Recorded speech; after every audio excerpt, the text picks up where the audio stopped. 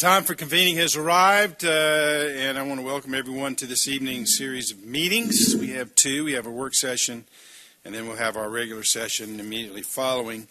I've been informed that the first item on the agenda is the Perimeter Center Bridge enhancements. Mrs. Hanlon has been delayed by traffic. Certain irony in that, I guess. But anyway, what we're going to do is we're going to flip the agenda without objection to go ahead with the second item, which is the street functional classification changes for the Georgia Department of Transportation by Ms. Westcott.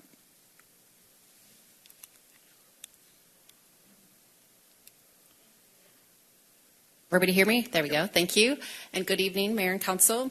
We have just a quick administrative item to talk about. The city has an opportunity to submit to the Atlanta Regional Commission to look at reclassification of some city streets. This evening, we're just asking for concurrence to advance these requests. There's still a process that we would need to go through to adopt that actually on the city's behalf. After their consideration, it's for 11 streets. It's very administrative, and in transportation, we like to classify things. So we have street classifications ranging from interstates down to local streets.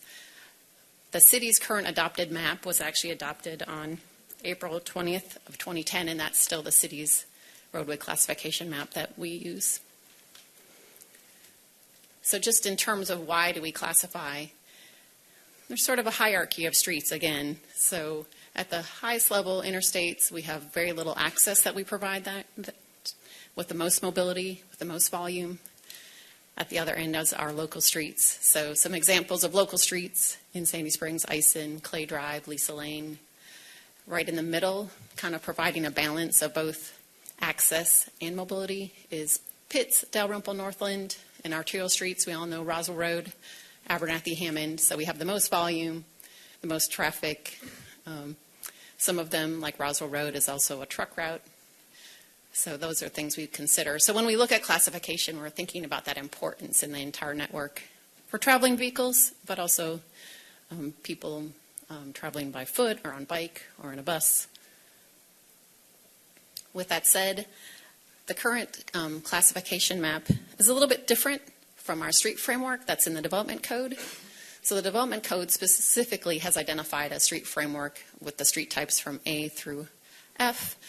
Separately, the technical manual actually gets down into details of if a street is a collector or an arterial, you may have to apply different design standards, such as for arterial streets, a deeper pavement depth, right? You're expecting heavy vehicles on that kind of road versus your cul-de-sacs. So back in 2014, the city submitted some requests to the ARC. Some were accepted, some were not. And at that time, the effort was really to get the state's map in concurrence with the city's already adopted map. So here's the list of the ones that they accepted and some that they did not. So this time around, I want to just jump to this last slide. We have 11 streets that we are considering for reclassification. And 5 of them actually are just to bring them to the same standard that the city already has on its adopted map from 2010. That's actually the top 5. So Roberts, River Valley, Raider, and Herds. On our existing classification map, they are already classified as a collector street. We have recommended some changes from Brandon Mill down. So Brandon Mill is currently a major collector. In 2014, FHWA, the Federal Highway Administration, actually changed collectors to make 2 branches, a major collector and a minor collector. So a minor collector may be a shorter street, maybe carrying less traffic. You're also looking at land use and things like that. Since that is a residential street, but it is a really important piece of our network, we recommend changing that to a minor collector. For Glenridge Drive, between Glenridge Parkway and Spalding, we're also recommending taking that from a collector down to a local street. The volumes are actually lower on that street, and it has speed cushions on it. Mount Vernon Highway, we have an inconsistent classification, so we're recommending making the entire section a minor arterial. Meridian Mark, currently, and everything down, so Meridian Mark, River Exchange, Crestline, and Central are all commercial streets. So Meridian Mark is in the hospital area. It's currently just a local street, and we recommend making that a major collector. River Exchange is on the far east end of the city between Spalding and Holcomb Bridge, especially since we have that project underway right now to create the quadrant intersection. We believe that should be a major collector. Crestline Parkway and Central Parkway are the same street. That same alignment from Mount Vernon all the way into Dunwoody has 4 street names, but is a multi-lane street serving mostly commercial uses, and we recommend those being upgraded to major collector. So what would be next? We would submit these to the Atlanta Regional Commission for their consideration, but they have to accept them, so they will look them over with Georgia DOT. The ARC board actually has to vote on acceptance, and then the Georgia Department of Transportation submits that to the Federal Highway. On our end, they'll tell us what they accept or reject, and then we would come back to you and make changes to the city's map from 2010. So with that, I conclude my presentation. All right, you've heard the report of the Transportation Unit Manager. Any questions? Mr. Mueller, and then Mr. Paulson, and then Dr. Kelly. All right. Okay. Hey, Kristen, I have 4 questions. Sure. So the first one is regards to River Valley. Yes. Since it's changing from local to major collector, is there going to be a change of the speed limit on that road? It would not affect that. Okay. And currently it is on the city's adopted map as a collector. Okay. And so just based on the current volumes that it experiences, we recommend it being a major collector versus a minor collector. Okay. Provides that really critical connection between Johnson's Ferry and Riverside. Okay. Yeah, I receive frequent, often emails about the speed, so obviously if it's not Yes. going up, that would be a good thing. Yes. And then for all these changes, the upgrades and downgrades, are there any changes for residents that live along them that may affect them? It's really just an administrative task, honestly, by classifying streets, but it also, when you have a classified street, you're telling, the map actually that we have right showing with this slide is the current state adopted map. And what you are saying is this is our critical network. And if you had something happen, we've had it in the past, bridges go out on major streets, you kind of give a prioritization of where should we be putting our effort. And it also speaks to how much resources you need to maintain those streets, because higher volume streets do need to be repaved more often, for example. We need to make sure that, the drainage is up to current standards and that sort of thing. So it does actually create a hierarchy because you are providing such that important travel element for the whole network. Okay, just one more. So I'll remove one, and then the last one was kind of what you were just talking about is if we reclassify these roads, does the city have an obligation to change the maintenance of these roads? Well, I would say, based on our review, the ones that we're recommending for changes are already serving those functions. So currently they, especially the unclassified streets, are carrying a lot of our traffic, but they are local streets, and so it also helps us when we are looking for improvements on those streets to ask for maybe help at our regional level with the ARC grant, and you're more likely to have that for a street that's a collector or above.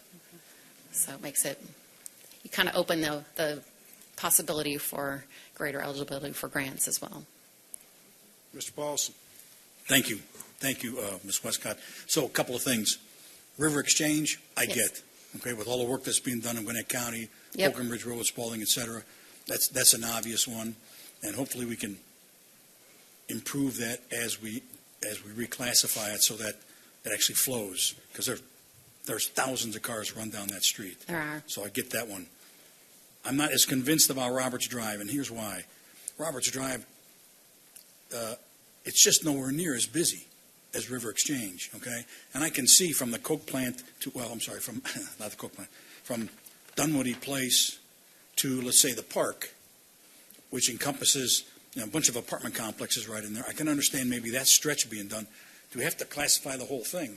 And my concern is, Yeah, as soon as we start classifying it as a major collector, it just makes me think people are going to go faster, there's going to be more traffic, it's going to right. we already got a problem with traffic in that area, and speed, not traffic, but speeding, and I don't want to invite Sure. further participation. I understand that. So that's one. And then the final comment is, I thought we repaved streets based on the pavement management index, not on what they're classified.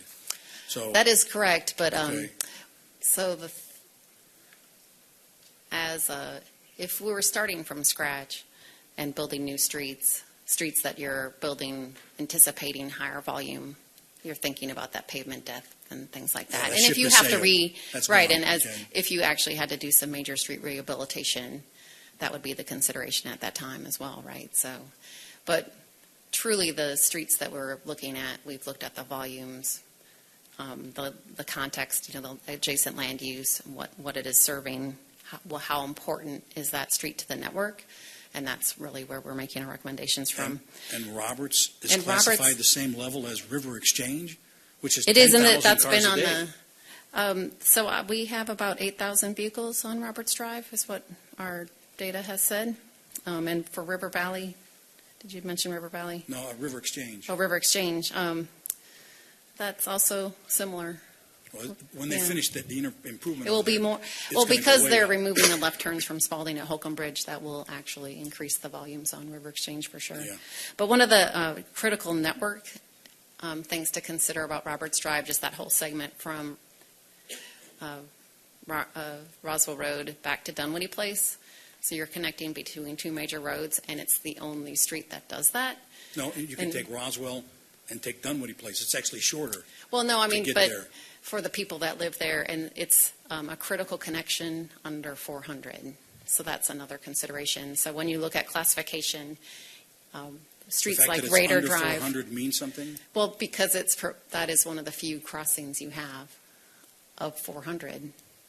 So it's an underpass. We have Roberts above, we have Roberts below, right? It passes it twice. And that counts for something extra? Because It it goes under does. a highway?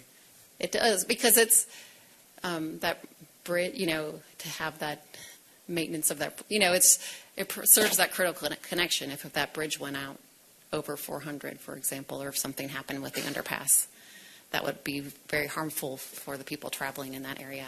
There really there is not a lot of other street network in that area, but I understand what, we can consider removing that from the Well, list. I'd just like to understand it a little better. It just didn't seem like it warrants the same level of attention as, say, River Exchange, which is going to get Right. voluminous traffic when they finally finish that thing over at Holcomb Sure. Ridge Road.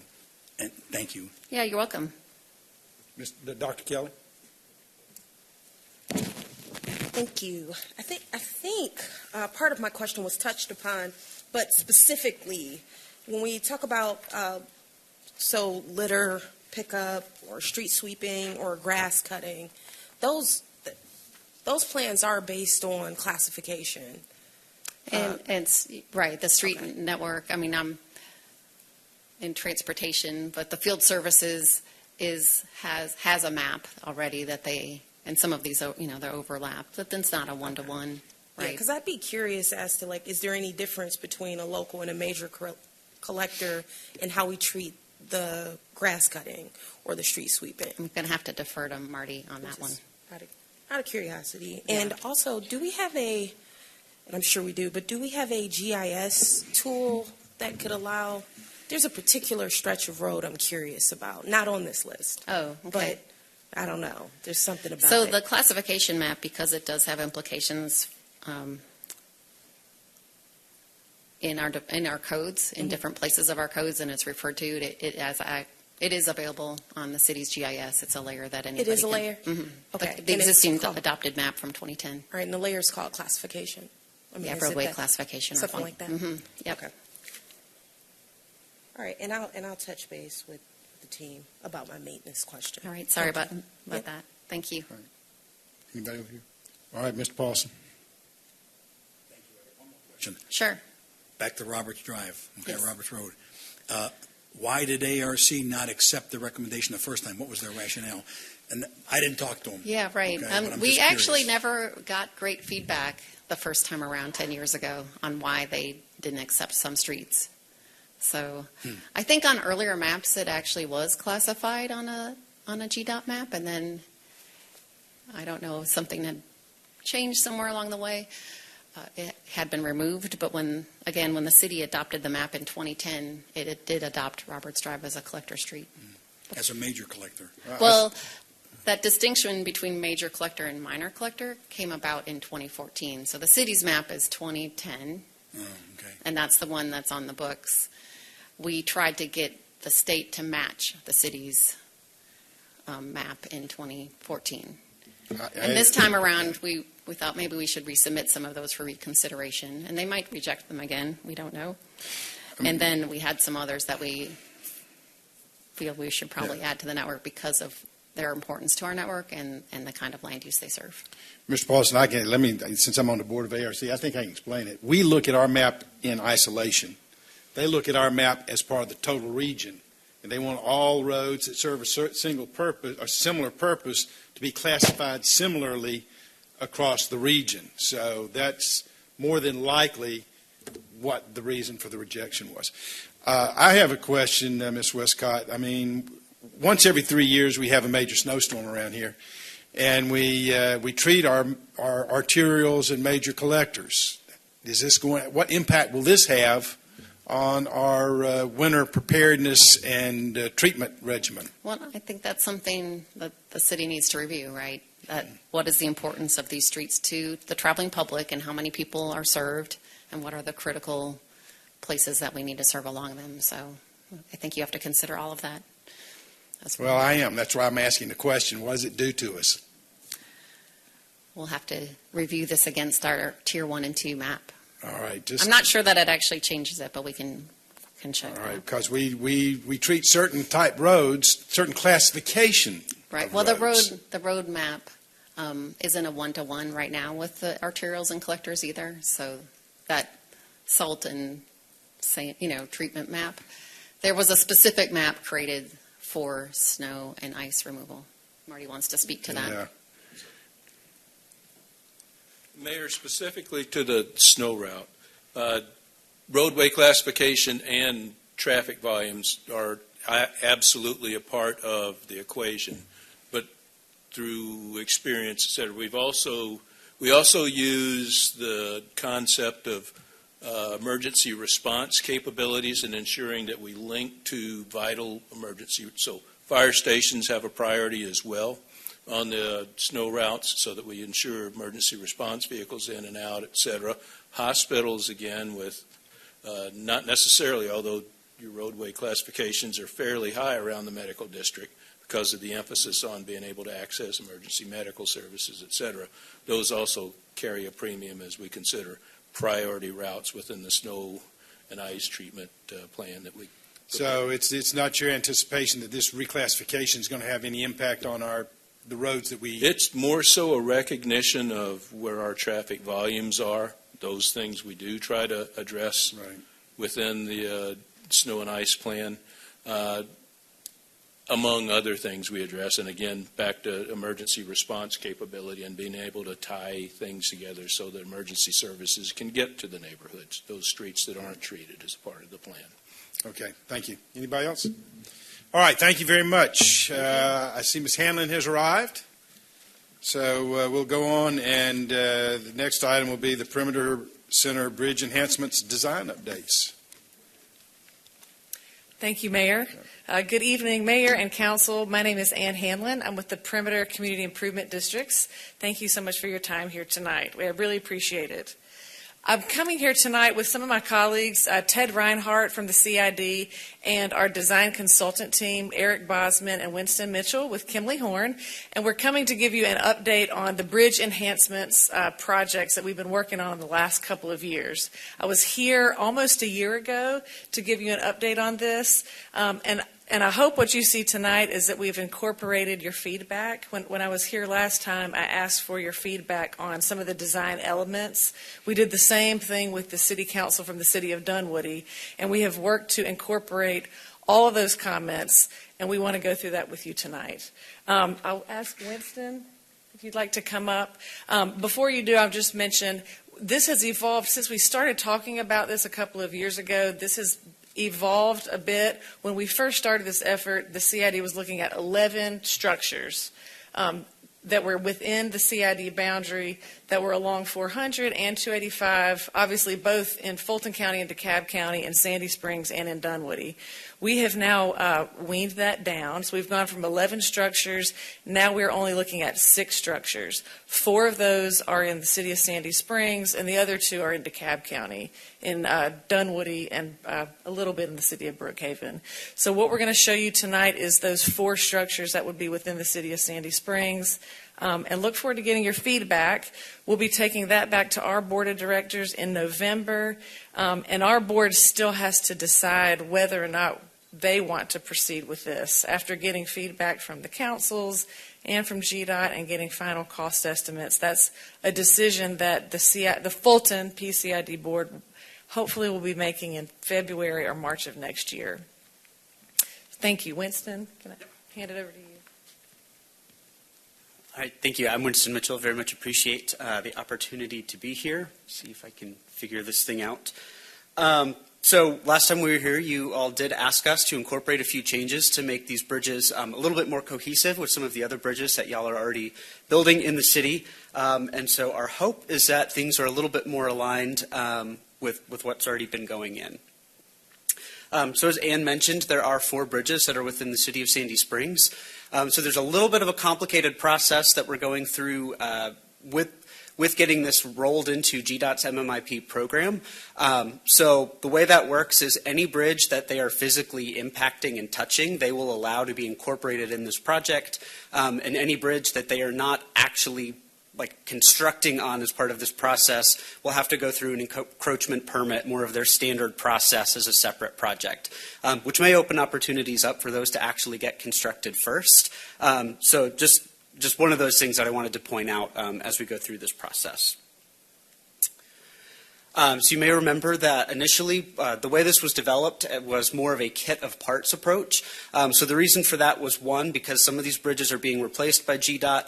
Other bridges are just having sections that are sort of knocked out and replaced in certain areas, and others not being touched at all. So what we really needed to do was create a set of enhancements that would work with all of these different bridges because they're all different ages and they all look a little bit different. And so we needed something that would be cohesive even amongst those differences.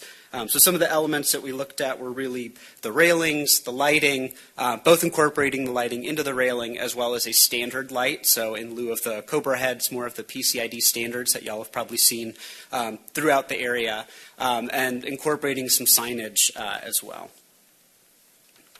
So as far as the design evolution, where we really started with this process was looking at the architecture within the greater PCIDs and distilling that down to create something that was really aligned with that. And so you'll see here some of the elements like those gateway pylons on the end that really anchor the bridges to give it a little bit more weight to it.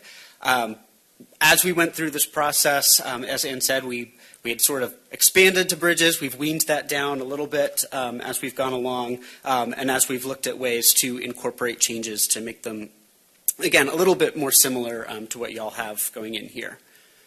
So with that, these are some examples of the bridges that y'all already have constructed. So this one is Pitts Road.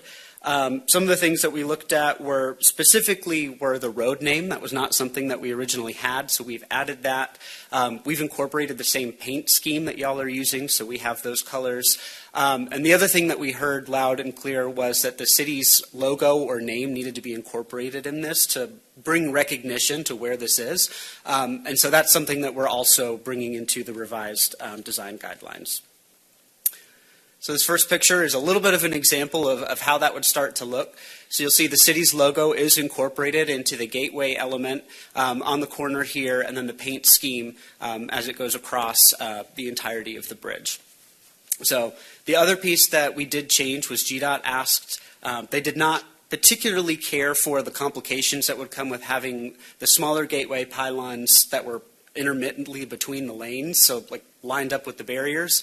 So they originally went to the ground in front of the bridge bents, and you'll see in this graphic that they're actually built into the parapet wall on top of the bridge. So a little bit more similar to the design that you have there as well, because they're integrated more into the railing in a similar way.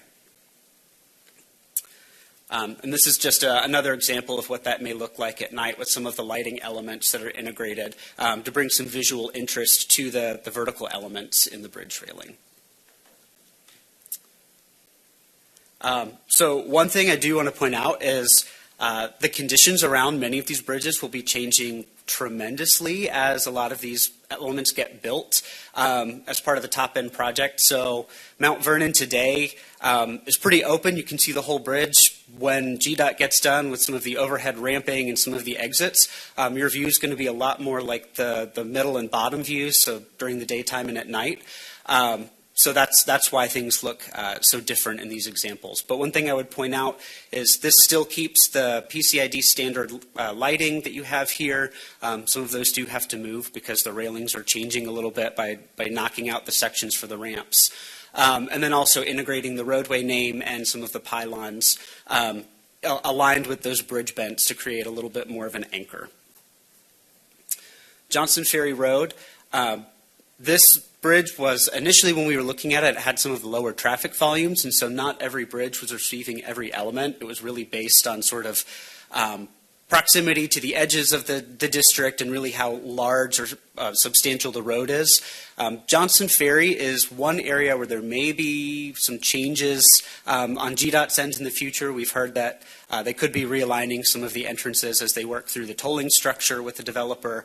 But as Johnson Ferry is today, it was not receiving those pylons on the corners because it was a little bit of a lighter touch here. So you will see the railing and the lighting at night. And then on the edges, you can kind of see there will be some new ramps, exit ramps that will be coming in on this bridge. Glen Ridge Connector is, I would say, probably receiving the greatest amount of treatment. It is a major gateway into the PCID area and the greater business district.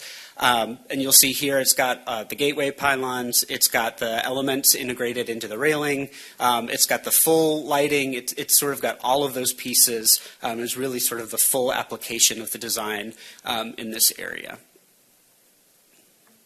And then finally, Hammond Drive also will have some conditions changing once you get those overhead flyover ramps. One of the things I'll point out here is many of you may have noticed that there's a really funky retaining wall where they've excavated, and now you've got the two colors. So part of this would be applying the paint application to that wall on both sides to make everything look more uniform and cohesive. And so Ann mentioned that there are several decisions coming up in the early spring, sort of late winter. So right now, the November 2024, we're in this process of updating you on where things are. And then we'll be going through another round of review with GDOT to kind of get their thoughts to make sure that we've incorporated their comments as we go through the holiday season. And then really coming into January and February, we'll be finalizing more of the technical specifications and bringing it up to the board to make sure that this is something that they do want to pursue. That's sort of the point of no return. And if it is something that we move forward with, that's where the final costing would happen and where the checks and all of the agreements would be made with GDOT to move everything forward. So from there, we would be coming back to get things finalized with y'all through an IGA. And then through the summer is really when everything would get locked in. And then the encroachment permit, as I mentioned, would be a separate process for those two bridges just because GDOT wants them to be separate. But in the long run, those would likely be constructed first just because of the way the timing is. And so with that, I'll open it up for questions. Any questions? Ms. Rochelle. I just have a comment. Thank you for listening to us. I think these the designs look great. And I hadn't seen the pictures before, the images of the managed lanes. Did you get those from GDOT? No, well, we had the design files from them, so we built the 3D models from the files that they gave us. Okay, wow. So we created those. Okay, thank you. Mm-hmm. Any others? Mr. Paulson. So I like this a lot better than last year, for what it's worth. A couple of things. these vertical lights that are spaced across there that are highlighted in the fencing, how bright are those? Because too bright is going to be weird.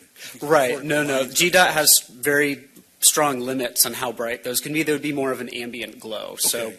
more similar to what you've seen probably on 75, some of the other bridges as you go further north, where they have a little bit of a glowing element. Can't recall if it's Kennesaw, where it kind of looks like Where is it? like the ones that kind of look like mountains when you go a little bit further north. I can't recall if it's Kennesaw or Woodstock, but it's a very soft glow. It's those are illuminated at night? Yeah, but it would be very soft. Okay.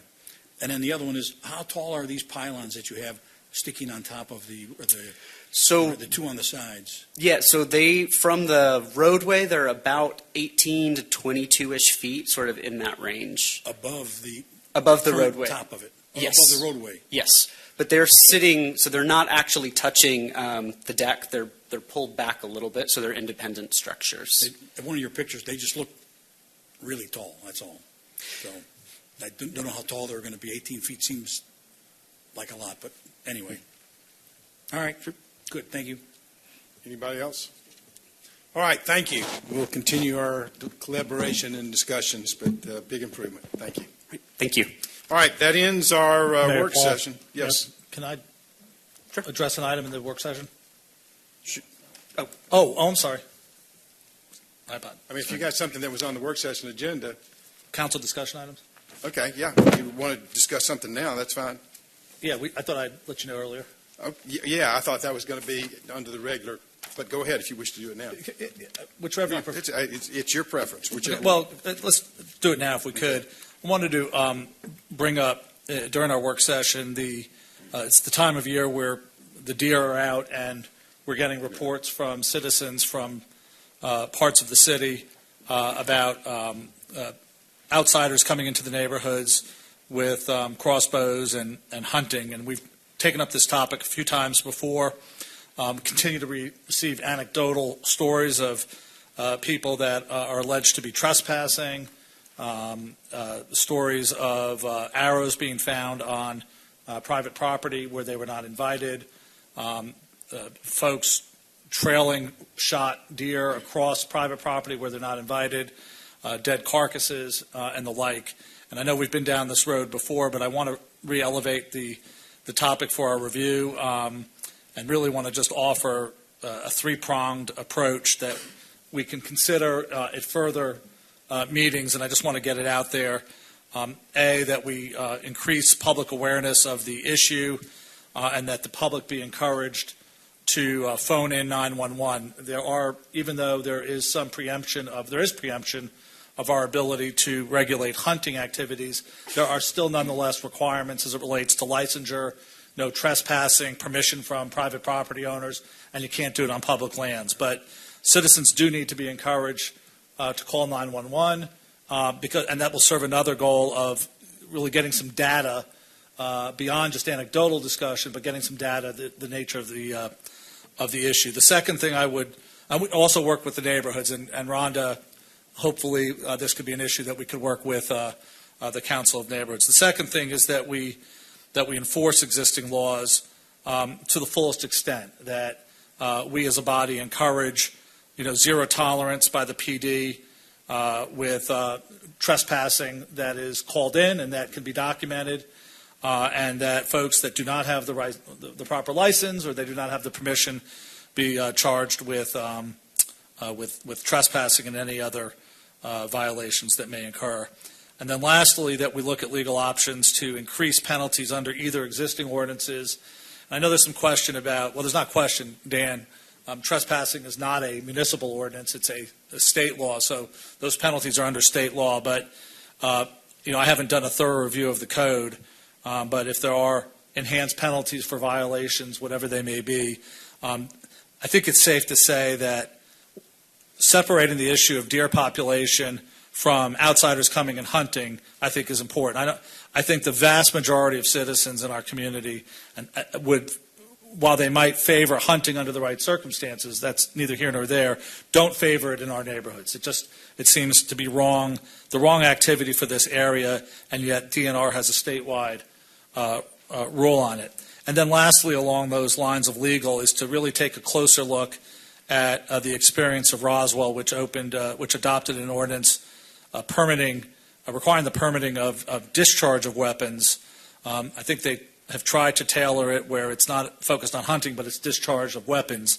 So we take a look at that, see how effective that's been, take a dive into that to see if the enforceability of that's been challenged, and whether there might be something for us to adopt there. And then lastly, do everything we can as a body and a city to encourage our state legislature to loosen up the local preemption and allow us to provide safeguards for our community that might be different from some rural areas, and work with the state legislature, work with DNR, and even Mayor GMA. This could be a GMA issue that one size doesn't fit all, and I would hope, certainly the rest of my colleagues would chime in, really focused on what we can do versus what we can't do. And I think we would have the full support of a great many people in our community. Well, we've talked to Brookhaven. There's some misapprehension. Brookhaven apparently doesn't have an ordinance. Right, I understand, but several of our correspondents have. And Roswell actually permits hunting, and they have several hundred. The use of weapons. And I don't think that's been challenged yet, but it really hasn't. I don't think city managers talk to the city managers of those communities. They haven't issued any citations, right? There have been a couple in Roswell. Brookhaven, they didn't have any recent information, and the Roswell ones were also not recent, but they do issue approximately 45 permits a year, and their permits do not expire.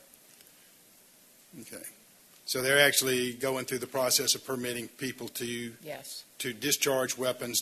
Are there any training requirements that you're aware of? Not that they have brought to my attention. We can certainly discuss that with the city administrator and their chief of police, because it is the police department that manages that on behalf of the city administrator in Okay. Roswell. But it certainly does prohibit an impromptu, 3 or 4 people coming down from, Right. say, Forsyth County and just saying, hey, there's getting good reports of a deer on Jet Road, let's go get it. And also it would be something for our police to enforce if they don't have the proper. And let me ask Chief DeSimone, how many complaints does the police department get about hunters trespassing on private property? The latest that I pulled up just today from 1/1/2023 to 11/4/2024, bow hunting incidents, 0 calls, 0 incidents. Well, it's very important that our citizens, if they see somebody that's trespassing on their property, is to call 911. I mean, our police, we can't turn them into game wardens, but if there's trespassing going on, they can come and request the individuals to leave since they don't have permission there. And then if they refuse or if they return, then the police can take further action under the state's trespassing law. So there's some things that I think that if the citizens will avail themselves of the powers, the limited powers we do have, we can manage some of this.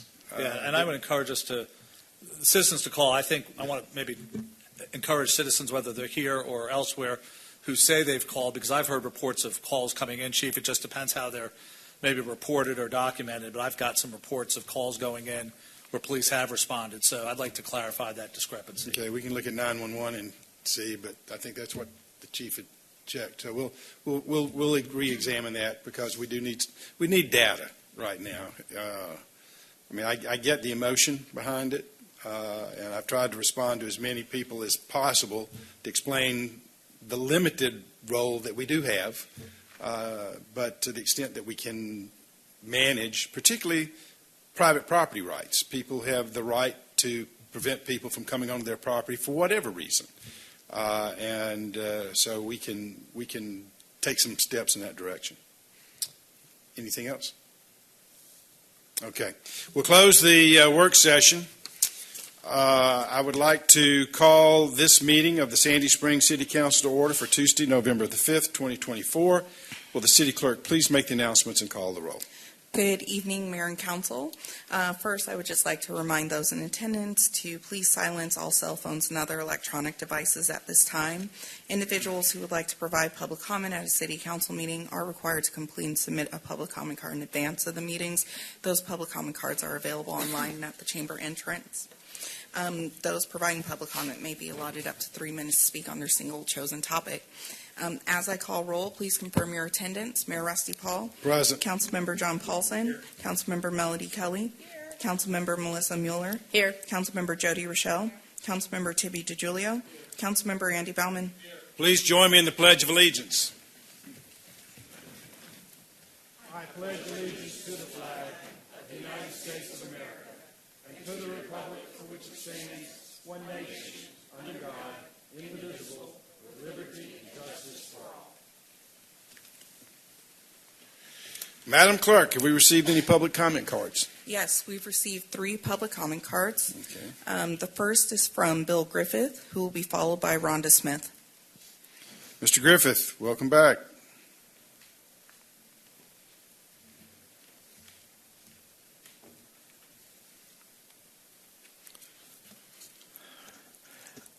Mr. Mayor and council members, I had planned to begin my closing statement tonight regarding the Roberts Drive Side Path Scoping Study. However, due to the earlier workshop presentations, I want to postpone my closing statement and respond to those items. First, on the bridge enhancements, many, maybe most, of those strike me as beautification-related expenditures, i.e., non-safety related spending. There are safety-related needs in the city that need funding. For example, sidewalk gaps on Roberts Drive, the Highway 9 bridge over the river, and surely there are others. It seems to me that it would be prudent to defer beautification-related spending until all the safety-related needs are addressed. Next, on the street reclassification. Per the roadway classification presentation, in 2014, some entity, maybe the ARC or GDOT, rejected the city's request to reclassify Roberts Drive from local to major collector. Now there's a proposal to resubmit that request. Also, there's a proposal to downgrade a portion of Glen Ridge Drive from major collector to local. Several things bother me about that presentation. First, per the link on the work session's agenda memo page, quote, generally, major collector routes have higher speed limits than their minor collector counterparts, end quote. I hope no one is trying to raise or prevent the reduction of the speed limit on Roberts Drive. Second, per the Sandy Springs Transportation Master Plan dated April of 21, Roberts Drive is already classified as a collector street. That appears to be a discrepancy compared to the presentation. Why? I don't know. Somebody ought to know, though. Third, per the above referenced link, quote, city traffic comment policy permits traffic comment on local minor streets, end quote. During discussions with some staff members, I've heard that certain suggested measures cannot be used on Roberts Drive because of its classification as a collector street. That seems odd to me because Glen Ridge Drive is already using speed humps, and it's a collector street.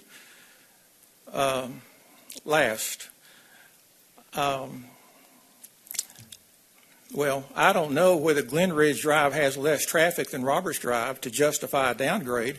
However, if it does, it's probably because of the speed humps. I'll be back next time. See you in a couple of weeks. Thank you. Thank you, sir. We appreciate your dedication. Ms. Smith, followed by? Jack Mishura. Good evening, Mayor and Council. Rhonda Smith, 76 Long Island Place, speaking to you on behalf of the Council of Neighborhoods.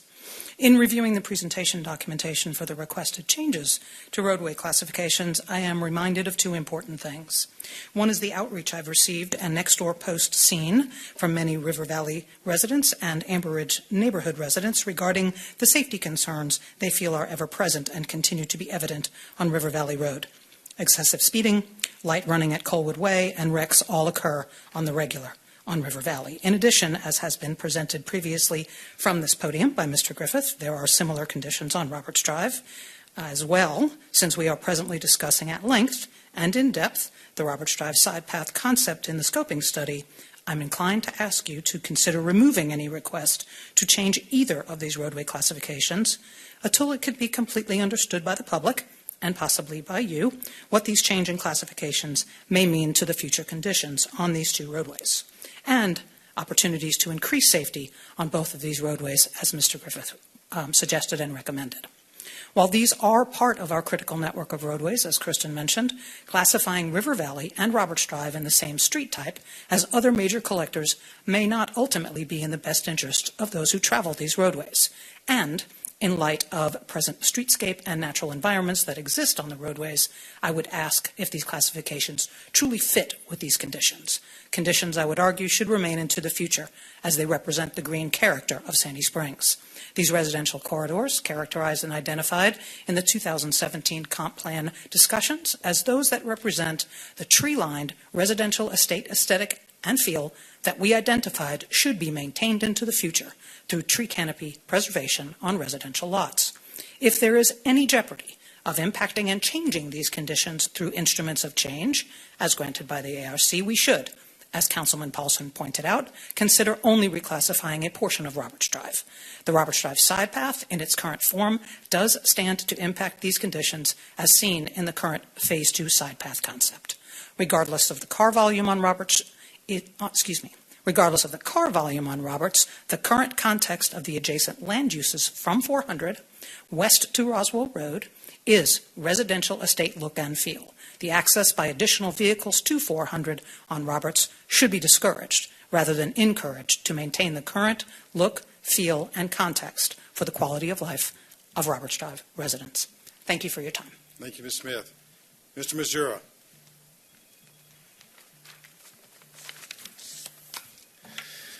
Good evening, Mayor and Council. Tonight I'm representing the Sandy Springs Conservancy to express support for the proposed lease agreement between the City of Sandy Springs and Fulton County regarding the library reading garden. Reading garden is a true gem of a green space and a wonderful asset for our community. The Conservancy has been a big supporter of the reading garden over the years. Our organization's board members and volunteers have put in many hours and provided financial contributions to improve the park. We have organized corporate workday events for projects and cleanups. We think the proposed lease, allowing the city to take control, will facilitate a much improved facility for the benefit of our citizens, especially given its proximity to the new Mount Vernon multi-use trail. We are especially pleased to see the city and county cooperate to make this deal, creating the opportunity to realize the potential of the reading garden. We are hopeful that such cooperation can continue and provide additional future opportunities for park and green space creation and enhancement. Lastly, I'd like to thank Councilwoman Millar and city staff for their work on this and for their recognition of the importance of parks and green space in our community. The Sandy Springs Conservancy advocates for the approval of the library reading garden lease agreement between the city and Fulton County. And I've left more than half of my time for you. Mr. Mazura, I think you brought a guest along with you tonight, didn't you? Yes, I did.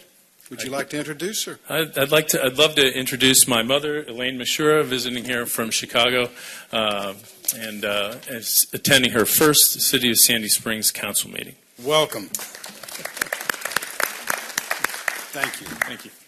All right, so we'll close the public comment portion. Is there a motion to approve the meeting agenda?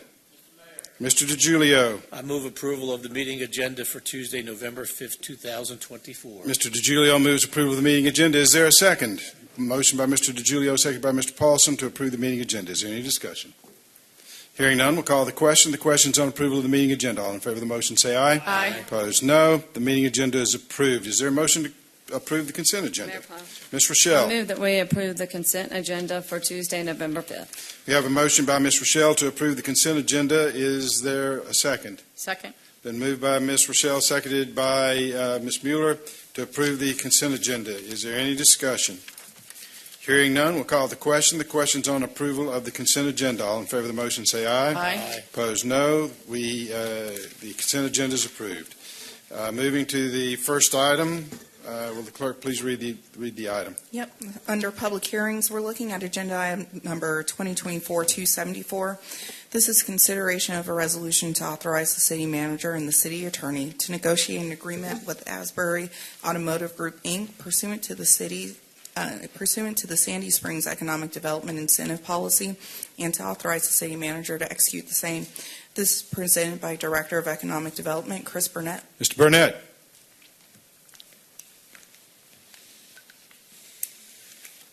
Good evening, Mayor and Council. It's good to be with you tonight. I'm here tonight to present what I think is a significant win for our economic development efforts here in Sandy Springs. You all recall several months ago that you approved an incentive package for Newell Rubbermaid to move its corporate headquarters to the King and Queen building. The building that they are leaving is 6655 Peachtree Dunwoody Road in Sandy Springs. And if it weren't for this transaction we'll discuss tonight, that would have been 100,000 square feet of additional empty office space in the perimeter office market. But fortunately, I think this is a win for us with Asbury Automotive Group. Asbury has executed a purchase contract for the building at 6655 Peachtree Dunwoody Road. They will be moving their headquarters from Gwinnett County to Sandy Springs. And let me tell you who Asbury is, because you may have not heard of them, but I know you've heard of the businesses that they operate. They are a publicly traded company on the New York Stock Exchange, traded under the symbol ABG. They are currently number 281 on the Fortune 500 list of largest companies in America. I mentioned currently headquartered in Duluth. They are one of the largest automotive retailers in the U.S. They have 153 new vehicle dealerships across the country, plus a number of auto collision repair centers as well, and they represent over 31 different makes and models of cars. They do, in fact, locally, you'll know them as the Nally family of dealerships. That's one of their many holdings. Asbury does almost $15 billion a year nationally in annual revenue and over $1.6 billion in revenue in the state of Georgia. They have about 15,000 employees and will be moving at least 350 employees to their new headquarters building here in Sandy Springs. In 2024, recently, in the Financial Times, Asbury was recognized as one of America's fastest growing companies. So we believe that, and they believe as well, that this 350 number of employees is just the beginning, and that additional jobs will be added in Sandy Springs in their headquarters building beginning in 2025 and beyond. The average payroll per worker is $175,000. So these are excellent jobs, and I think it's a real win for us, especially when you look at not only were we able to save Newell and keep them here in the community, we've now been able to backfill that building with another Fortune, in this case, less than 300 company that'll bring some outstanding jobs to the city and I think be a great corporate ambassador for our community. So with that, they have met all the conditions for Tier 3 funding. They're making an investment, but they are purchasing the building, plus the renovation expenses will be in excess of $15 million that they will invest in our community in fixed assets. They're bringing 350 jobs to start, and so as a result, they are compliant with all the issues required for Tier 3. Given that, they are eligible for $254,500 in total incentives. That will include the waiver of their building permit fees and the waiver of 3 years of business and occupational taxes. Given that they have met the conditions and given the quality of the company and the future impact that I believe they're going to have economically in our community, staff recommends the approval of this financial incentive package for Asbury Automotive Group. All right, thank you, Mr. Burnett. Is there any public comments? All right, we'll close the public comment period.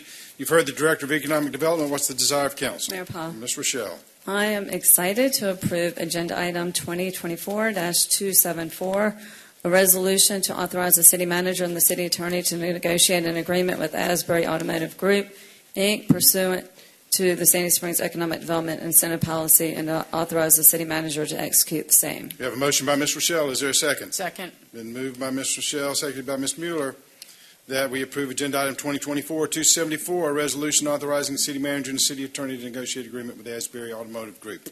Any discussion? Ms. Rochelle. Chris, thank you for all the work that you did on this. I'm hopeful that many of the employees will move to Sandy Springs and that they will get involved in our community and join the chamber. And I know someone personally that works there, so I'm extremely excited. Eden, I noticed that our policy hasn't been updated since 2017. I did look at some of the other cities and saw that we're pretty competitive, or very competitive, but just was wondering if it's something that we should look at now just to update. Now that Chris is on board as our Director of Economic Development, that is one of the things that he'll be working on, is just assessing, do we need to make changes to it, or is it still market sensitive, and does it need any tweaks to it? So you can expect to hear more about that in the coming weeks. Any others? Mr. Paulson? Thank you, Mayor. Chris, that's fantastic news. Two quick questions. One, tell me again where they're moving into? So it's at 6655 Peachtree Dunwoody Road. So, John, it's the old Newell headquarters building there on Peachtree Dunwoody, close to the MARTA station. All right. And then is this just moving their headquarters, or are they consolidating other offices into this location? Principally moving their headquarters, which is currently in Duluth in Gwinnett County. Okay, thank you. Any other discussion? Hearing none, we'll call the question. The question's on agenda item 2024-274, a resolution authorizing the city manager and the city attorney to negotiate an agreement with Asbury Automotive Group pursuant to the Sandy Springs Economic Development Incentive Policy. All in favor of the motion, say aye. Aye. Opposed, no. The item is approved. Moving to new business, the clerk will please read the first item. Agenda item number 2024-275. This is consideration of a resolution to approve a contract award to Severity Enterprises, Inc. to construct the Hildebrand Drive sidewalk project and to authorize the city manager to execute the contract. Presented by Public Works Director Marty Martin. Mr. Martin. Mayor and Council, good evening. Tonight I bring before you a construction contract award recommendation to Severity Enterprises for construction of the Hildebrand Drive sidewalk project. The work contemplated is sidewalk on both sides of Hildebrand, just west of Roswell Road, so at the trailhead of the trail I think you're familiar with that travels from Mount Vernon Highway to Hildebrand. The city a couple of years ago constructed a side path or a trail immediately adjacent to the substation, Georgia Power Company substation. So this project will add 6-foot sidewalk on the Hildebrand frontage of the Georgia Power substation on Hildebrand, and immediately across the street on Hildebrand at the shopping center, connecting sidewalk that is now present at the first parcel on Roswell Road, and again at the townhome community just to the west of there. That's what this sidewalk project is. And on July 31st, the city issued an ITB seeking bids from qualified contractors to perform construction of the project. Pre-bid meeting was held on August 9th, and 8 bids were received on September 13th by the September 13, 2024 deadline. Zaveri Enterprises submitted the lowest responsive and responsible bid at $210,005 for the project. As you'll note, Backbone Infrastructure withdrew their bid after they submitted it. The engineer's construction estimate for the project is estimated at some $306,362. Based on review of the bids, review of Zaveri's capability to perform the work, reference check, etc., the staff does recommend that award be made to Zaveri Enterprises in the amount of $210,005 for the construction of the project. All right, you've heard the report of the Public Works Director. What's the desire of council? Mayor Paul. Ms. Mueller. I move that we approve agenda item 2024-275 for a resolution to approve a contract award to Zaveri Enterprises Incorporated for the construction of the Hildebrand Drive sidewalk project and to authorize the city manager to execute the contract. Motion by Ms. Mueller. Is there a second? Second. Motion by Ms. Mueller, seconded by Mr. Paulson, that we approve agenda item 2024-275, a resolution approving a contract award to Zaveri Enterprises for the Hildebrand Drive sidewalk project. Any discussion? Mr. Paulson. Marty, have we worked with these folks before? We have, yes, sir. Okay. Any other? Ms. Rochelle. Is this sidewalk going to impact any of the work we're going to be doing on the City Springs 2? It stops just short of the police gym over there, so it stops right on the Georgia Power frontage over there. Okay. So no, ma'am, it should not impact. Thank you. Any further discussion?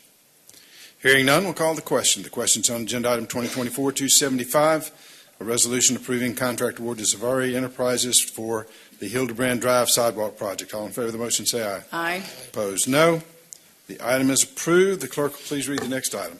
Agenda item number 2024-276, consideration of a resolution to approve a contract award to Zaveri Enterprises, Inc. to construct the Spalding Drive Sidewalk Project and to authorize the city manager to execute the contract. Also presented by Public Works Director Marty Martin. Mr. Martin. Mayor and council, in this case, the project being bid is a sidewalk project on Spalding Drive, effectively from Nesbitt Ferry to Spalding Lake Court. Provide an extension of the sidewalk network there and tie in to the sidewalk network already established on Spalding just west of Nesbitt Ferry. In this case, the project would build about 1,275 linear feet of 6-foot sidewalk, plus install a new pedestrian crossing at Nesbitt Ferry, as now we have a pedestrian link out there. On August 14th of this year, the city issued an invitation to bid for qualified contractors. A pre-bid meeting was held on August 29th.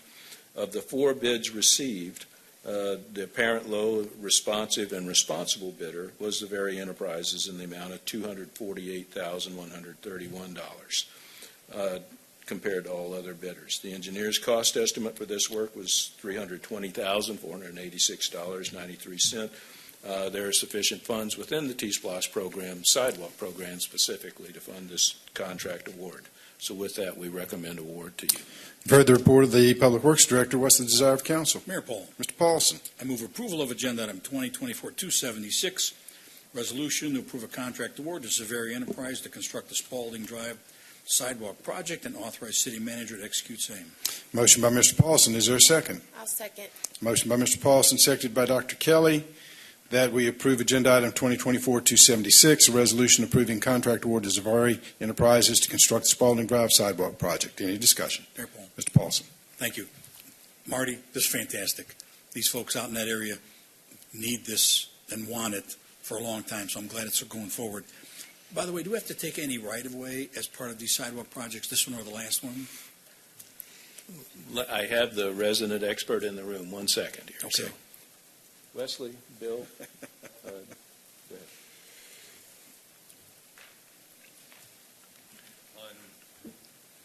Hi. We do need to get right-of-way from time to time on different sidewalk projects. On these two, on Hildebrand, we worked on an agreement with the substation with Georgia Power and that's everything else on that one we kind of squeezed in and worked on the existing shoulder out there. On Spalding, in this case, we did not need to get any right-of-way. There just happened to be a wide section through there this time. However, there are about 7 driveways that we'll have to impact. So we're going to redo those. That's correct. So we did communicate with the property owners, but we didn't need any land rights. Perfect. Thank you. Thank you. Thank you, Wesley. Any other discussion? Hearing none, we'll call the question. The question's on agenda item 2024-276, a resolution approving contract award to Zaveri Enterprises to construct the Spalding Drive Sidewalk Project. All in favor of the motion, say aye. Aye. Opposed, no. The item is approved. The clerk will please read the next item. Agenda item number 2024-277, consideration of a resolution to approve a memorandum of understanding user access agreement with Georgia Emergency Management and Homeland Security Agency for the creation of a profile record in the Georgia EM Grants Manager System and to authorize the city manager to execute the agreement. This is presented by Dabney Brand, the grant administrator. Ms. Brand, Good evening. welcome. We had this. Can you pull the microphone in front of you a little bit? There you go. Thank you. Sorry about that. We were approved to participate with the resolution in this grant on November 7th, 2023. However, this memorandum of understanding was not included in those original documents. So we need the MOU authorized so we can make an account in their grant management system. All right. You've heard the report of the grant administrator. What's the desire of council? Mayor Paul. Mr. Paulson.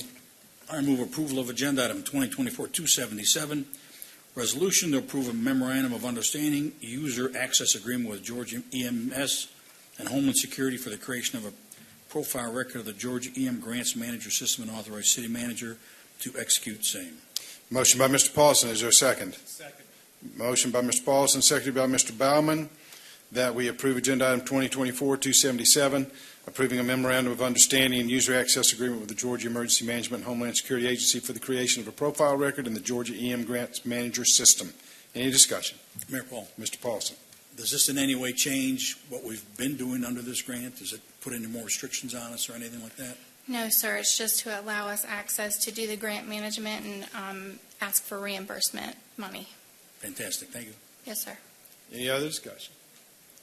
Hearing none, we'll call the question. The question's on Agenda Item 2024-277, approving an MOU and user access agreement with the Georgia Emergency Management and Homeland Security Agency for creating a profile record in the Georgia EM Grants Management System. All in favor of the motion, say aye. Aye. Opposed, no. The item is approved. The clerk will please read the next item. Thank you. There we go. Agenda item number 2024-278. This is consideration of a resolution to designate Sandy Springs Hospitality and Tourism, Inc. as the official destination marketing organization for the city of Sandy Springs and to authorize the city manager to execute the destination marketing services agreement. This is presented by City Attorney Dan Lee. Mr. Lee. Mayor and Council, this is a housekeeping measure. As you know, this Mayor and Council approved the contract with the Sandy Springs Hospitality Board, Inc. Many years ago, pursuant to Georgia law, in order to collect the hotel motel tax and use it for tourism. The Sandy Springs Hospitality Board, Inc. changed its name back in 2015 to Sandy Springs Hospitality and Tourism, Inc. This simply substitutes that entity for the original body. Changes nothing else. All right, you've heard the report of the city attorney. What's the desire of council? Ms. Rochelle. I move that we approve Agenda Item 2024-278, a resolution to designate Sandy Springs Hospitality and Tourism, Inc. as the official destination marketing organization for the city of Sandy Springs. I have a motion by Ms. Rochelle. Is there a second? A second. A motion by Ms. Rochelle, seconded by Dr. Kelly, that we approve Agenda Item 2024-278, a resolution designated Sandy Springs Hospitality and Tourism, Inc. as the official destination marketing organization for the city of Sandy Springs. Any discussion? Hearing none, we'll call the question. The question's on Agenda Item 2024-278, designating Sandy Springs Hospitality and Tourism as the official destination marketing organization of Sandy Springs. All in favor of the motion, say aye. Aye. Opposed, no. The item is approved. The clerk will please read the next item. Agenda item number 2024-279, consideration of a resolution to approve the City of Sandy Springs payment of health benefits and to authorize the city manager to execute the proposal for plan year 2025, presented by City Manager Eden Freeman. Ms. Freeman. Thank you, Mr. Mayor, members of council. The item that's on your agenda this evening is to authorize the execution of our agreement with Cigna for health insurance benefits for the city's employees and covered dependents on our plan. As all of you are aware, it has been an extremely challenging year for insurance across all sectors, health insurance chiefly amongst those. Caroline, if you'll go to the next slide, please. When our broker initially went to the market, this is the amount that we are currently paying in the current calendar year. This one is a little bit different because we book our insurance on our budget year, but then it is also paid on a calendar year. So open enrollment is easier for employees and it allows them to follow the regular tax year. So we are crossing budget years every year. If you recall, during our FY25 budget process this year, we did anticipate an increase in our expenditures, and we've included sufficient funds in the budget to cover, but we do need your authorization to execute the agreement. When it came time to go out to the market and to get new estimates, unfortunately, those numbers were much higher than we had anticipated. We currently have approximately 467 employees out of 538 full-time employees who take city health benefits. There is a corresponding total number of people covered on our plan of 1,200. In this year, on calendar year 24 numbers, our grand total that was paid was $7.5 million. When we went back out to the market and we've got our estimates, the numbers came in higher, as I mentioned, and we are actually seeing a 22.6% increase. Caroline, that's the next slide. And during our budget process this year, what we promised our employees is that we would absorb the cost of that increase so as to not, in effect, give them a pay cut during the budget year. And that is what we are doing. We are fully absorbing that increase. So the city's share of our health insurance premium this year will be $8.3 million. The employee share will be $827,000, roughly 9% of covered costs. And if you go to the next slide, please, Caroline, you'll see the breakdown of what our employees have been paying for in 2024 and what they will be paying in 2025. The employee cost is the far column in each of those. If you look to the far right column, you see the 2025 numbers. In 24, for our point of service plan, it was approximately a 75-25 split. That number is going to now be 80% on the city, 20% on the employee, keeping that cost flat for their biweekly pay deductions. And on our health savings account plan, which is the bottom plan, which has the largest number of employees enrolled in it, you'll see that we're also keeping our biweekly pay deductions the same, but instead of being 92% borne by the city, it will now be 93% borne by the city. Obviously, this is a focus for us this year, and I'm happy to introduce you tonight to our new Director of Human Resources and Risk Management, Ms. Elizabeth Aubrey, who has joined us. Last Monday was her first day. She has returned for her second week with Sandy Springs and is very excited to be here as we look into what we can do to bring cost savings to this, because $9 million for health insurance benefits is a very expensive number for anybody, and especially for the city of Sandy Springs. But because we want to remain an employer of choice, we are committed to providing the most cost-effective options to our employees. I'm happy to answer any questions that you all may have. You've heard the report of the city manager. What's the desire of council? Mr. Mayor, Mr. DiGiulio. I move approval of item 2024-279, the resolution to approve the payment of health benefits and authorize the city manager to execute the proposal for the plan year 2025. We have a motion by Mr. DiGiulio. Is there a second? Motion by Mr. DiGiulio, seconded by Mr. Paulson, that we approve agenda item 2024-279, the resolution approving the city of Sandy Springs payment of health benefits and authorize city manager to execute the proposal. Any discussion? I have a Mr. question. DiGiulio. Eden, Yes, what sir. is the split between the POS and the HSA? For the number of enrollments? Yeah. So we anticipate that might change this year, but currently there are 354 employees that are on the HSA plan, and there are 113 employees that are on the POS plan. Okay. Seems that's a better, for the employee, I think for the long term, especially for younger employees, It is. it works out much better with the health savings account. It certainly does. Yeah. Okay. Thank you. Ms. Rochelle. I noticed that GMA offers a GMEBS life and health insurance fund. Is that something that we've looked into or we can take advantage of? We are typically too big for their plans. We used to actually get some of our benefits through GMA, but we are larger. One of the things that we will be looking at this year is the possibility of self-funding, but as we have discussed before, there are inherent risks involved in that if you have critical losses that occur, then we are on the hook to pay for that as opposed to in a pooled relationship like we have here. But we will be evaluating all of our available options this year so that we can determine the best path forward. Well, I think it's great that you kept the amounts the same for the employees, and I appreciate that you're going to look at other options. Thank you. Mr. Paulson. Thank you.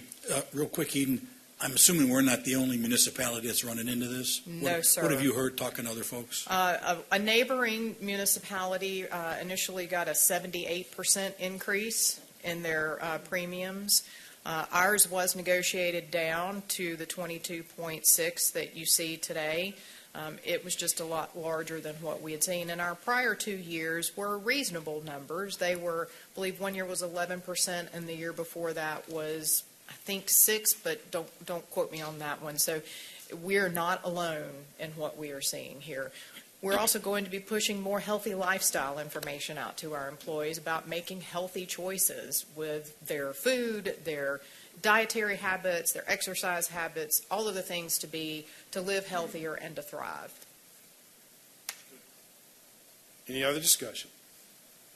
Hearing none, we'll call the question. The question's on agenda item 2024-279, approving a resolution to approve the City of Sandy Springs payment of health benefits and authorize the city manager to execute the proposal. All in favor of the motion, say aye. Aye. Opposed, no. The item is approved. The clerk will please read the next item. Item number 2024-280, consideration of a resolution to approve a lease agreement between the City of Sandy Springs, Georgia and Fulton County, Georgia for the lease of the Sandy Springs Library's Reading Garden located at 395 Mount Vernon Highway Northeast, and to authorize the city manager to execute the agreement. Presented by City Manager Eden Freeman. Ms. Freeman. Thank you, Mr. Mayor. Members of council, the last item on the agenda this evening is the item that Mr. Majura mentioned earlier. It is consideration of a lease between the city and Fulton County for what is known as the Reading Garden next to the Fulton County Library. It is at 395 Mount Vernon Highway. Councilwoman Mueller originally brought this item to our attention with a request for the city to look into whether or not the county would be willing to provide us with a long-term no-cost lease so that the city could take over the maintenance of the property and help it regain some of its former glory. We worked with Commissioner Ellis and his office and the county attorney and the county manager's office, and the results of that are before you this evening. It is no cost to the city, but the county would have the ability to tell us that we need to terminate this if they ever needed to expand the library in the future.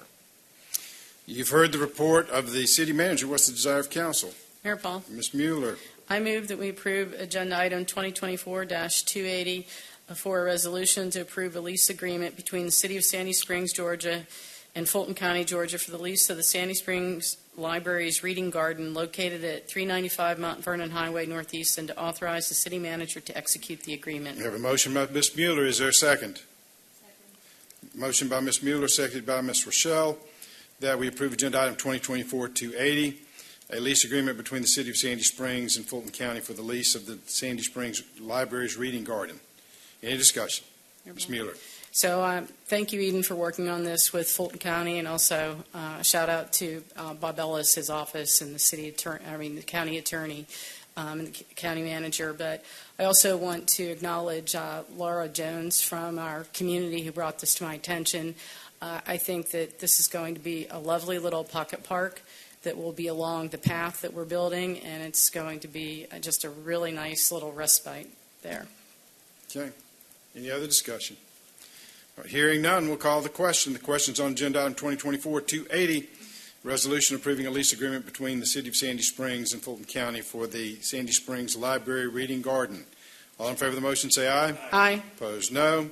The item is approved. Going to reports, a couple, three things. One, last week we had the State of the Schools program here in this building, and it was very well attended, which brings me to the second item, which is the Spalding Drive Elementary proposed closing.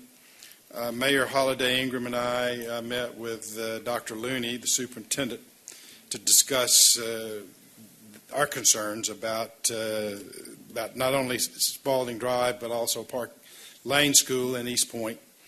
And he made clear that it was the board's ultimate decision to whether to keep the school open or closed, that the staff was responding to a policy that the school board had passed several years ago, outlining conditions in which, when schools need to be closed for whatever reason, he made very clear that this was mostly an economic consideration, that the cost of providing services in smaller schools was higher than larger schools, and the population has dropped.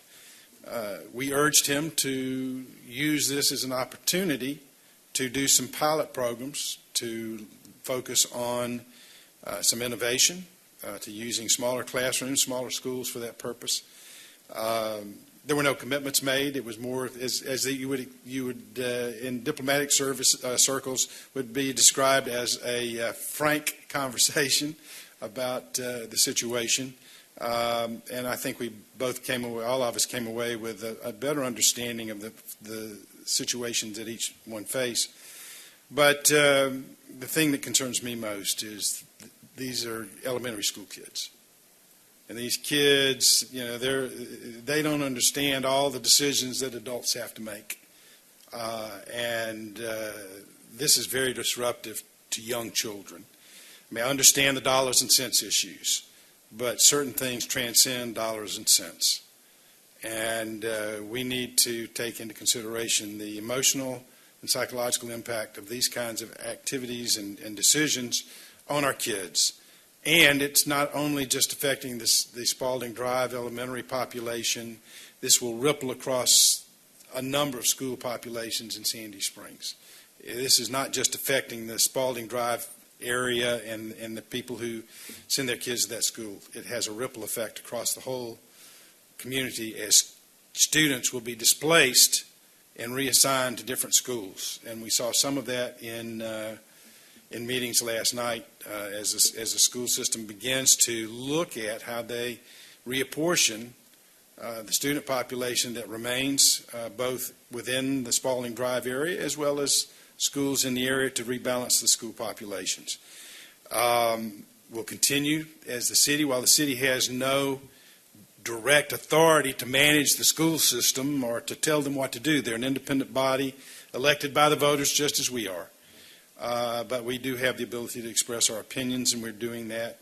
But as I expressed to Dr. Looney, as did Mayor Holiday Ingram, yes, we understand the dollars and cents piece of this, but try and utilize this as an opportunity to think more creatively, to implement more competitiveness within our school systems, and utilize some of these communities in innovative ways so that we can protect these young children and make sure they get the education they need, but also take into consideration not just the cost in dollars and cents, but the cost of the impact on elementary school children. So I'm hoping that that message will get through. But in the end, it's a school board, and we all need to continue to have the dialogue with our school board members that we have begun and will continue.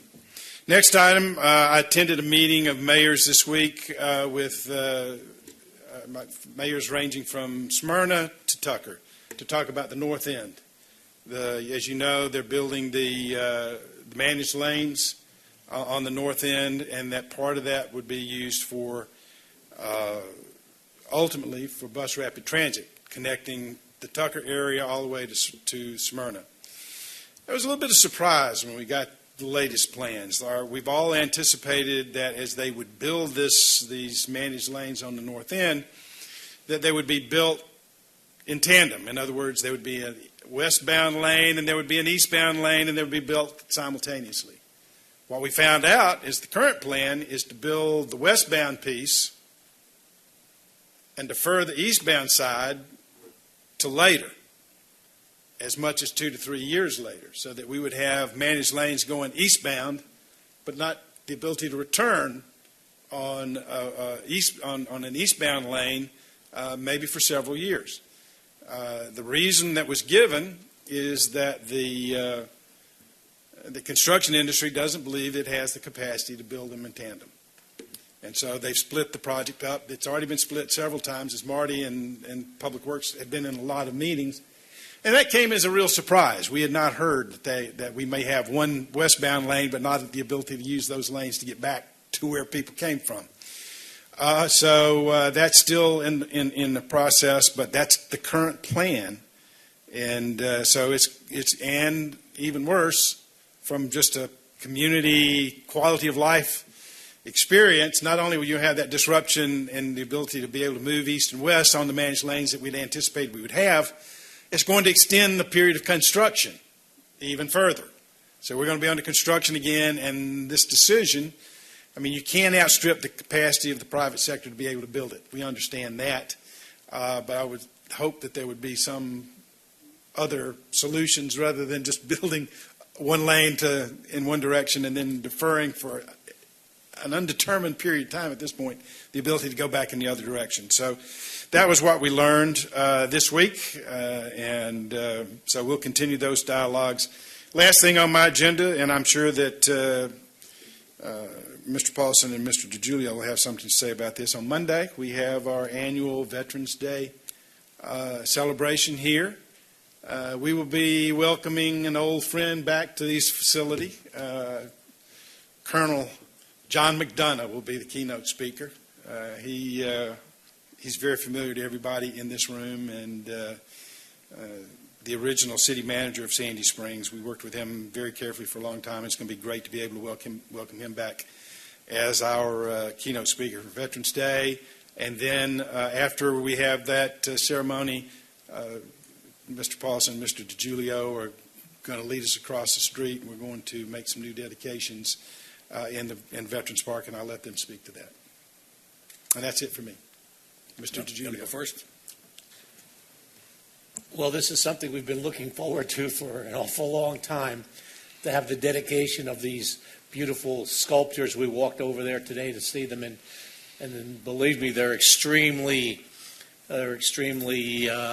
beautiful, but more importantly, they're very meaningful, of the eternal flame, and then of the three generations of a father, a grandchild, and a dearly departed. And so we're looking forward to having a good turnout on Monday for our Veterans Day, and an impressive and a meaningful ceremony, and then walking across the street for a dedication of this. And I would encourage everybody to be here and to bring your family, friends, etc. I think it'll be a meaningful day. Thank you, Mayor. I echo Councilman DiGiulio's comments. This is going to be a great day next Monday. One of the things that I think is just fascinating with this community is the city built the park, as was our responsibility to build parks, but the city didn't do the artwork. We had private donors who stepped up to fund the art sculptures that are both the bronze as well as the iconic light structure or sculpture that's out there. So they're going to be there on Monday as well. Sunny Park was one of the bigger contributors, and then David Baymig was a second contributor for the bronze. And I give them both a lot of credit and thank them very much. They're going to be in attendance on Monday, and I look forward to hearing what they say, and also pulling the ribbon, the grand unveiling ribbon. It's kind of it's tall enough that it's hard to hide right now. I don't know if we can cover the whole thing. But once it's lighted, it's going to be it's impressive now. It's going to be stunning when it's all lighted. Ms. Rochelle. I just want to take a minute to acknowledge the passing of Bernie Marcus. He has not been a citizen of Sandy Springs for a while, but when I knew him, he was a citizen, and just one of the most philanthropic people I know. And he's definitely left his mark on the world and in Atlanta, and just going to the aquarium or driving towards the airport, I see his name on Grady, and just I knew him personally, and I thought he was a great individual, and just wanted to acknowledge that. Yeah, he lived here for a number of years, and his name is not only on all those places, but several things around here in the Sandy Springs, Dunwoody area, the Marcus Center particularly. Just an amazing entrepreneur, and I was with Jay Kamen, who runs his foundation, about a month ago, and asked about Mr. Marcus, and he told me then that his health was not good, so I wasn't totally surprised when I got the news. But not only Sandy Springs and Georgia, but the United States has lost a great entrepreneur who developed a tremendous amount of wealth, but used it in a way that you would hope that people who amass large amounts his goal was to give $2 billion away before he died. I hope he accomplished it. Mayor Paul. Okay. All right, Mr. Baumann, then Mr. Paulson. Thank you. I want to follow up your comments about the school. I think at least 4 of us on the council were at the meeting last night at Riverwood, and they're moving forward on parallel tracks with the school closing, but also announcing or showing different redistricting plans, and they will have a substantial impact. Every single student at Spalding, of course, will be impacted, and their families, because they all have to be relocated, but there are hundreds of students from all over the city, and on the plans I saw last night, especially on the south side. This is a citywide issue, and I echo your thoughts, Mayor, but I would say that perhaps the board is being penny wise and pound foolish. I hope they really think this through. I plan to add my voice to stopping the closure as best we can, and would implore citizens who did not think that they may be impacted to take a look. And we need to put out that redistricting plan. They need to reach out to board members as well. And I think we've had good support from the 2 board members who represent this part of, who represent Sandy Springs. But this is a big deal and something that we all need to take very seriously. I know that we do. There are a lot of families that are not yet aware, I'm sure, of the redistricting plans and how they will substantially impact their families. So it's on my mind. I know it's on all our minds, and it's what we'll be dealing with for the next several months. Yeah, that's one of the reasons why I wanted Mayor Holiday Ingram here.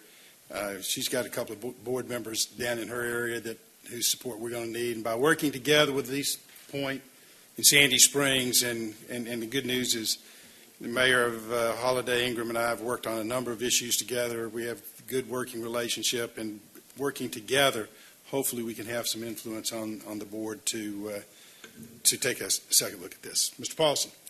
Thank you, Mayor. Mayor, on a little bit of a happier note, on Saturday at the farmers market, we welcomed an individual who's part of our police department, who, acting as an individual, don't leave. I'm shocked he's still standing. This man, get up here. This man he cycled 1,129 miles from Sault Ste. Marie down to Georgia, if I get that correct. And he still walked. And for a good cause, Zoe International. He did it as a father, not as a police officer, but as a father. And he was welcomed by a number of people. Actually, we had a good crowd there on Saturday. I think it's quite a feat to bike 1,129 miles, especially when you don't have to. Okay, and I wanted to recognize him. And I noticed, by the way, he shaved before he came in today. He hadn't shaved on Saturday. But congratulations, you did a great job, and I want to give you credit. Okay? Thank you.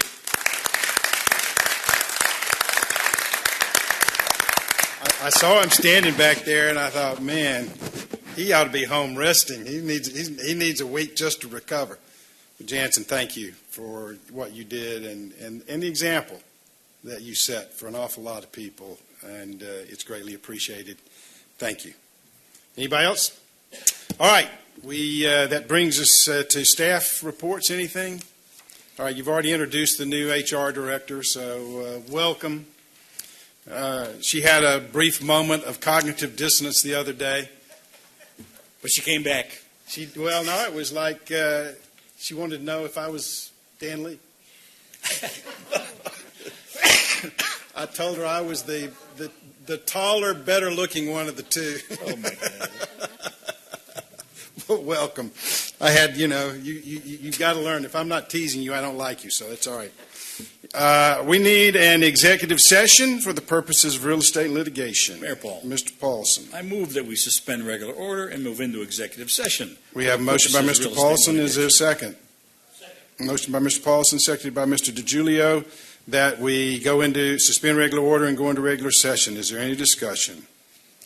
Hearing none, we'll call the question. The question's on executive session. All in favor of the motion, say aye. Aye. Opposed, no. We're in the executive session. There'll be no further business conducted this evening.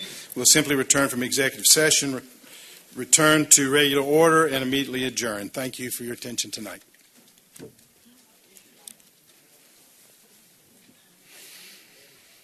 Whew.